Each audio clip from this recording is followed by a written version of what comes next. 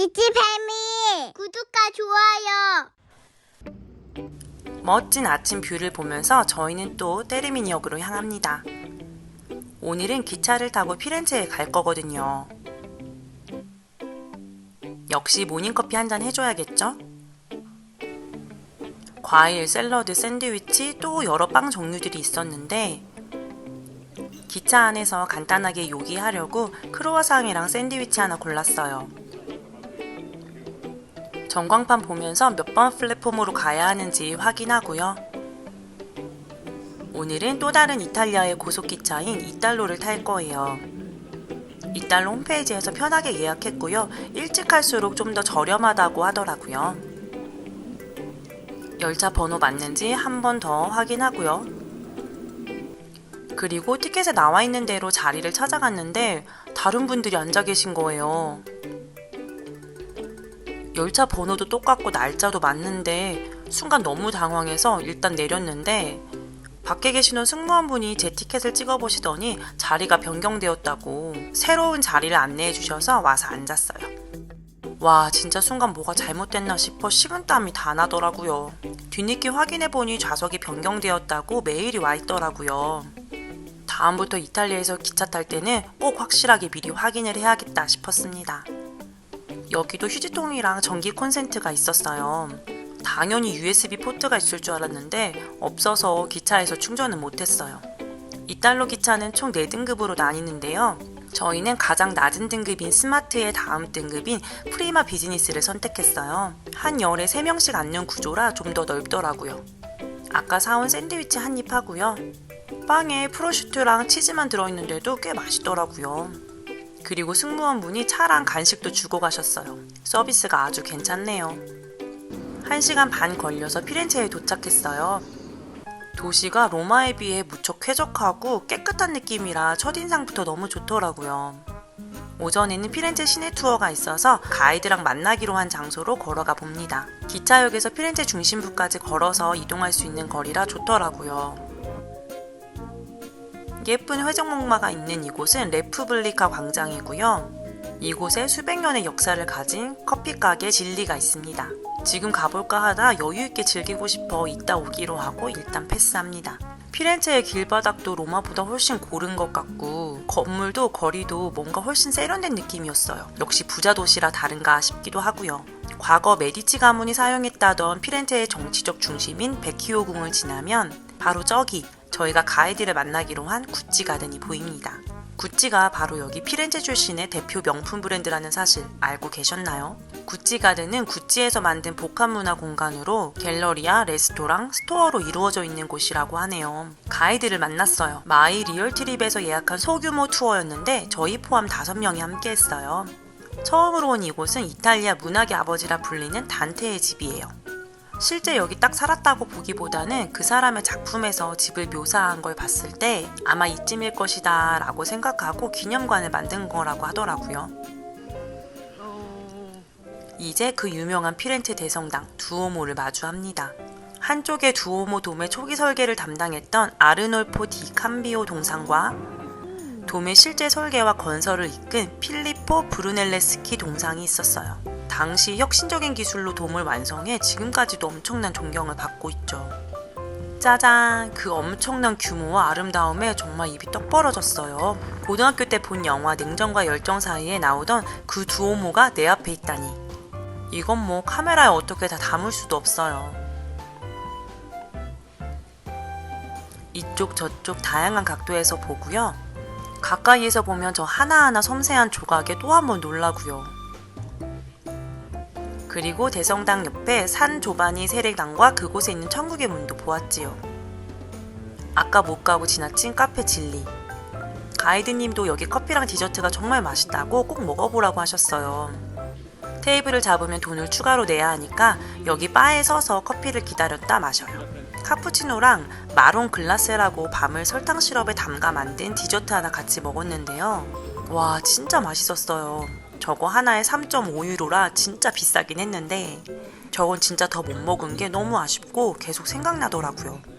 아직은 투어 중이라 이렇게 지나가지만 이따 다시 와야지 생각했죠. 커피도 진짜 최고였거든요. 여기도 참 기억에 많이 남은 곳인데요. 예전에 극장이었던 곳을 지금은 서점으로 만들어 사용하고 있는 곳이래요. 여기 분위기가 진짜 미쳤어요. 커피 한 잔 들고 와서 구석에 앉아 책 한 권 읽고 싶은 그럴 만한 여유가 없다는 게 너무 아쉬웠습니다. 고대 교회 중 하나인 산타 트리나타 성당에도 가봅니다. 여러 개의 예배당이 합쳐져 있는 구조이고 피렌체의 부유한 상류층인 귀족의 묘도 여기 있다고 하네요. 여기 벽에 이렇게 붙어있는 쇠로 된 구조물은 옛날에 마차를 세우려고 말 고삐를 묶던 고리라고 하더라고요. 산타 트리나타 다리를 지나서 아르노 강을 따라 피렌체에서 가장 오래된 다리인 베키오 다리로 가봅니다.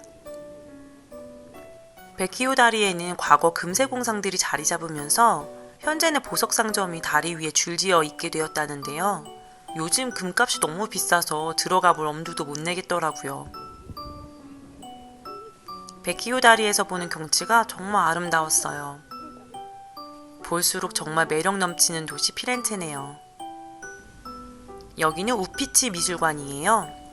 메디치 가문에 의해 설계된 이 미술관은 많은 르네상스 시대의 걸작들을 보관하고 있다네요. 우피치 미술관 투어도 있었는데 미술관 좋아하시는 분들은 투어로 관람해도 좋을 것 같아요. 하지만 저희는 패스. 저희는 다시 베키오궁이 있는 곳으로 왔고요.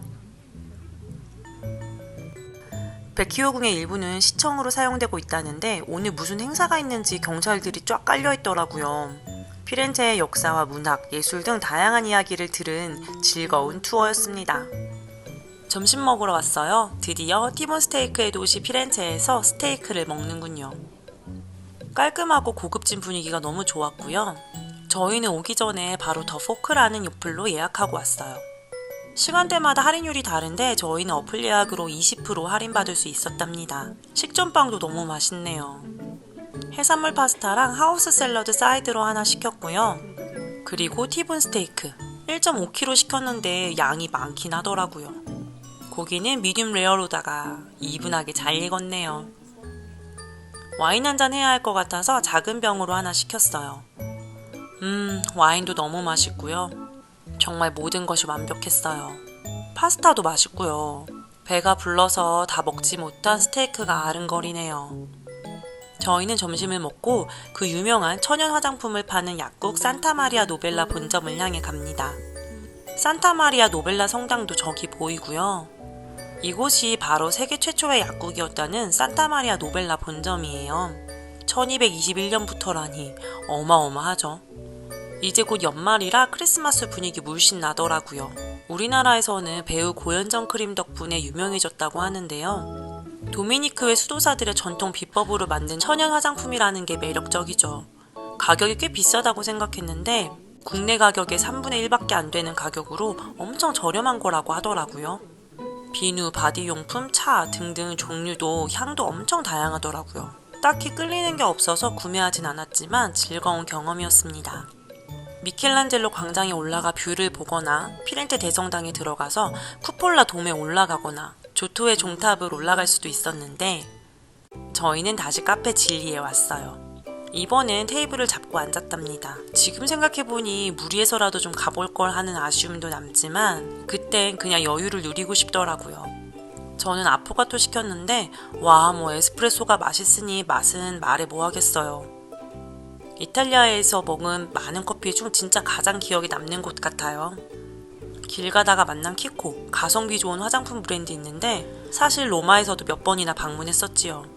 이탈리아는 정말 다닐수록 보면 패션이나 스타일이 한국이랑 비슷한 부분이 많은 것 같았어요. 한국에서 오신 분들은 그렇게 큰 메리트를 못 느끼실 수도 있지만 저희는 진짜 신나서 쇼핑했네요. 그 초콜릿이 유명한 빈치 매장이 여기 또 있어서 방문했어요. 이탈리아에서 젤라또를 한 번밖에 못 먹은 게 너무 아쉬워 저는 젤라또 하나 주문했어요. 일단 상콤한 망고 맛 하나랑 또 하나는 인기 많은 거 달라고 했더니 크레미노를 추천하시더라고요. 아주 진하고 부드러운 초콜릿 맛이었는데 초콜릿 안 좋아하는 저도 그 부드러운 풍미에 반하겠더라고요. 개인적으로 로마에서 먹었던 지올리띠보다 더 맛있었습니다. 다시 피렌체역으로 돌아왔어요. 아니 오는 길에 왜 이렇게 예쁜 옷가게가 많은지 캘거리 아주미들 진짜 눈 돌아갔잖아요. 캐나다에서 볼 수 없는 디자인과 디테일. 기차 시간 늦을까봐 얼마나 맘 졸였는지. 사실 로마만 봐도 짧은 일정에 당일치기로 피렌체를 가는 게 맞는 걸까 엄청 고민하다 계획한 피렌체 행이었거든요. 근데 진짜 후회 안 하고 너무너무 좋았어요. 정말 피렌체는 다음에 꼭 다시 가서 여유있게 둘러보고 싶은 마음이에요. 이제 기차 도착 예정 시간쯤 되어 내렸는데 이상하다. 왜 테르미니역이 아니지? 테르미니역엔 저런 에스컬레이터도 없었는데. 와, 정말 그 찰나의 순간에 언니들과 눈 한 번씩 마주치고 말도 없이 냅다 기차로 뛰어 올라탔습니다.